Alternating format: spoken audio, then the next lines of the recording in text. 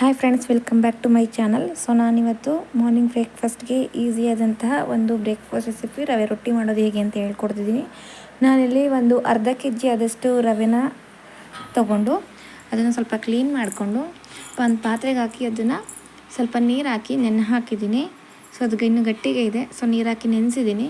ಇದಕ್ಕೆ ನಾನೇನು ಮಾಡ್ತೀನಿ, ಹೆಚ್ಚಿರೋಂಥ ಒಂದು ಈರುಳ್ಳಿ ಹೆಚ್ಕೊಂಡಿರೋದು, ತುರಿದಿರೋದು ಸ್ವಲ್ಪ ಕ್ಯಾರೆಟು ಮತ್ತು ಕೊತ್ತಂಬರಿ ಸೊಪ್ಪು, ಇದಿಷ್ಟನ್ನು ಸಹ ನಾನು ರೊಟ್ಟಿಗೆ ಹಾಕಲಿಕ್ಕೆ ಅಂತ ಎಲ್ಲನೂ ರೆಡಿ ಮಾಡ್ಕೊಂಡಿದ್ದೀನಿ.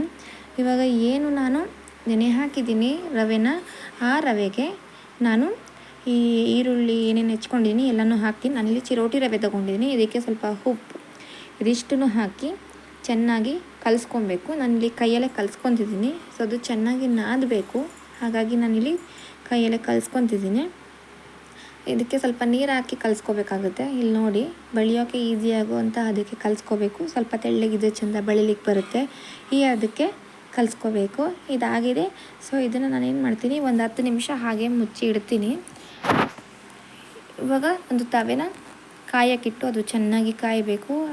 ಅದಕ್ಕೆ ನಾನೇನು ಈರುಳ್ಳಿ ತುದಿಗೆ ಎಣ್ಣೆ ಹಚ್ಕೊಂಡು, ಚೂರು ಎಣ್ಣೆ ಹಚ್ಕೊಂಡು ಚೆನ್ನಾಗಿ ಇದರಲ್ಲಿ ಸುತ್ತ ಚೆನ್ನಾಗಿ ತವೆ ಉಜ್ಜಬೇಕು, ಇಲ್ಲಾಂದರೆ ಕಚ್ಕೊಂಡು ಬಿಡುತ್ತೆ.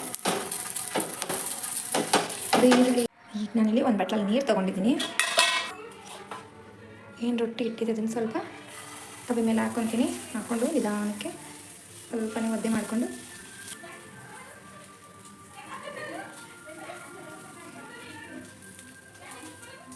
ಈ ಥರ ಬಳ್ಕೊಂಡು ಬರಲಿ.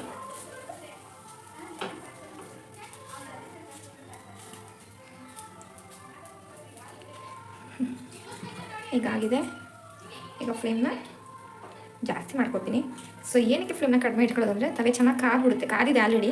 ಸೊ ಇನ್ನೂ ಫ್ಲೇಮ್ ಜಾಸ್ತಿ ಇದ್ದರೆ ಹಾಕುವಾಗ ತವೆ ಬೇಗ ರೊಟ್ಟಿ ಈ ಥರ ಡ್ರೈ ಆದಂಗೆ ಹೋಗುತ್ತೆ, ಮತ್ತು ಬಳಿಲಿಕ್ಕೆ ಬರೋದಿಲ್ಲ, ಕೈ ಸುಡುತ್ತೆ. ಅದರಿಂದ ರೊಟ್ಟಿ ಬಳಿವಾಗ ಲೋ ಫ್ಲೇಮಲ್ಲಿ ಇಟ್ಕೊಂಡು ಬಳಿತೀನಿ, ಆಮೇಲೆ ಫ್ಲೇಮ್ ಜಾಸ್ತಿ ಮಾಡ್ತೀನಿ. ಸೊ ನೋಡ್ತಾ ಇದ್ದೀರಾ, ಇಲ್ಲಿ ರೊಟ್ಟಿ ಸುತ್ತ ಓಪನ್ ಆಗ್ತಾಯಿದೆ.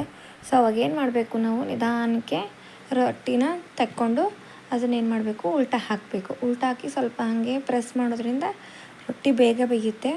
ಎರಡೂ ಕಡೆನೂ ಚೆನ್ನಾಗಿ ಬೇಯಿಸ್ಕೋಬೇಕು, ಇಲ್ಲಾಂದರೆ ಸ್ವಲ್ಪ ಮೆತ್ತಗಾಗುತ್ತೆ. ಸೊ ಎರಡೂ ಕಡೆ ಬೇಯಿಸ್ಕೊಳ್ಳೋದು ಕ್ರಿಸ್ಪಿ ಆಗುತ್ತೆ.